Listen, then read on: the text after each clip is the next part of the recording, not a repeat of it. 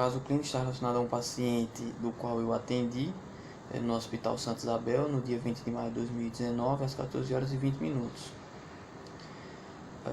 O paciente apresentava um quadro de hernia inguinal à esquerda. A identificação do paciente: JGS, 71 anos, sexo masculino, viúva há 4 anos, trabalhava como cabeleireiro, natural de Solânia, Paraíba e procedente do Conde, Paraíba. Católico, certo? Estava acompanhado pela filha. A queixa principal do paciente era relacionada a um caroço no pé da barriga, do lado esquerdo, há 1 ano. Em relação ao seu HDA, o paciente já apresentava uma hérnia umbilical, certo? E após realizar um grande esforço, essa hérnia ela foi desviada para a região inguinal esquerda, certo? Associada com dor em queimação e radiação para o membro inferior esquerdo. A dor de intensidade 7/10.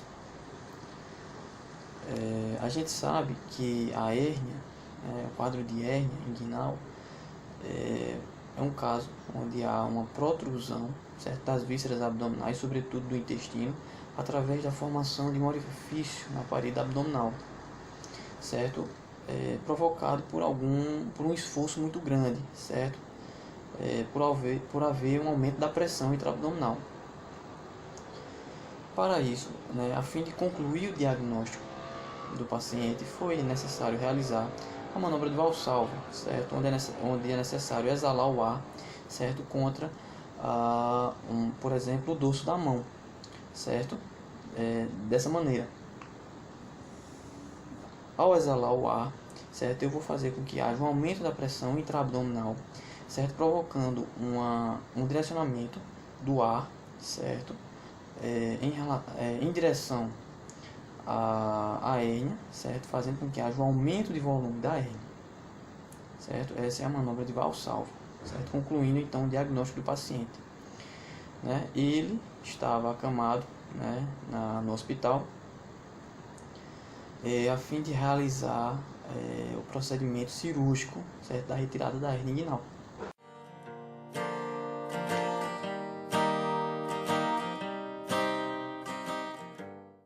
Bom, em relação ao sistema vascular, temos um caso de erisipela. Bom, NFC, que foi a nossa paciente, ela tem 72 anos, ela é aposentada, era costureira industrial e ela teve duas doenças, esquistossomose e erisipela. Esquistossomose em relação ao fato dela adorar tomar banho de rio, fazia isso todas as vezes que ela podia, era o lazer dela. E erisipela, que ela contraiu como uma doença infecciosa normal. E, bom, ela tem 2 fatores de risco muito importantes para ela se tornar mais vulnerável à erisipela, que ela tem hipertensão, ou seja, ela é cardiopata, e ela tem diabetes, o que atrapalha na cicatrização das feridas. Bom, essa erisipela ela teve há cerca de 1 ano e continua aqui nesse estado. Ela sofria de fadiga, mal-estar e febre, e ela usa cefalexina para tratar. Bom, o tratamento de controle é com penicilina procaína, sendo que ela usava cefalosporina, que também é usado, mas não tanto. Bom, a erisipela é uma condição inflamatória que ela atinge a derme, panículo adiposo e vasos linfáticos do ser humano. Bom, as partes mais acometidas são os membros inferiores dos idosos, como no caso dela, era uma idosa de 72 anos e teve seu membro inferior esquerdo acometido. Isso acontece porque a circulação venosa e linfática dos idosos são mais debilitadas, muito pelo esforço que às vezes não existe, não é tão estimulado. Bom, em alguns casos pode se tornar uma adenomegalia inflamatória, que é caracterizada pela existência de sinais flogísticos. E no caso dela, teve o aparecimento de bolhas, que depois teve um escurecimento, as bolhas elas se romperam e ficou essa lesão. Essa lesão ela já está muito bem evoluída e está muito melhor, o tratamento vem tendo êxito. casos mais graves, a erisipela ela pode se tornar uma sepse, levando ao óbito do paciente. Não é o caso dela.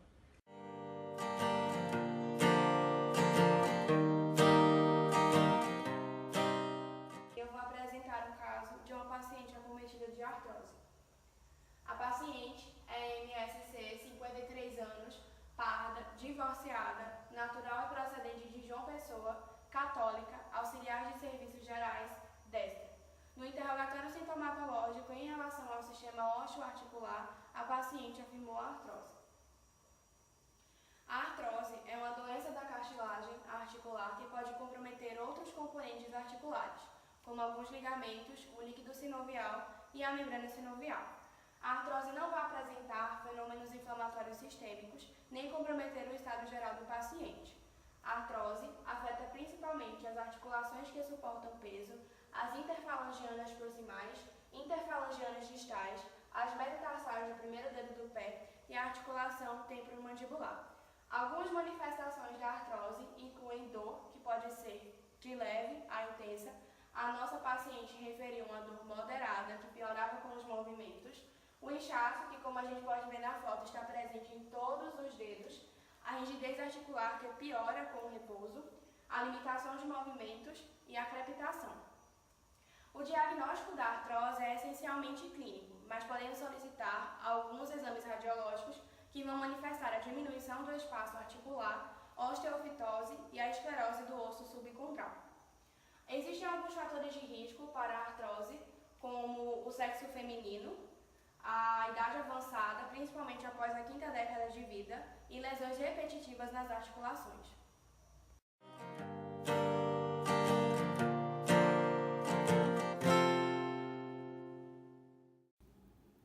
Eu vou fazer uma breve descrição do caso. EGO, 44 anos, solteiro, natural procedente de Bahia, Paraíba, não tem religião, é dextro, pardo e não trabalha. A sua queixa principal relatava fraqueza e vômito há cerca de 2 semanas, antes de ingressar ao hospital.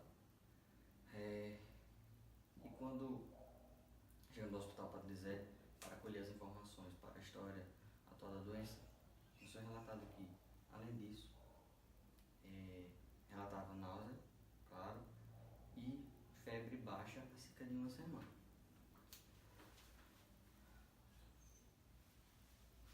Ao exame físico, percebemos a presença de máculas hipopigmentadas por todo o corpo, tronco, abdômen, membros superiores, membros inferiores. E o que me chamou mais atenção foi essa mácula escamosa hipopigmentada periumbilical. Por quê?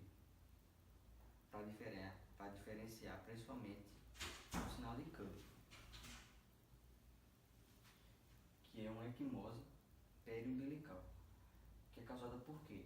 Por hemorragia retroperitoneal, que eu listei algumas causas principais, como a pancreatite necrosante e a preenese ectópica rota. Mas por que deveríamos descartar a presença da equimose periumbilical, além da aparência eritematosa?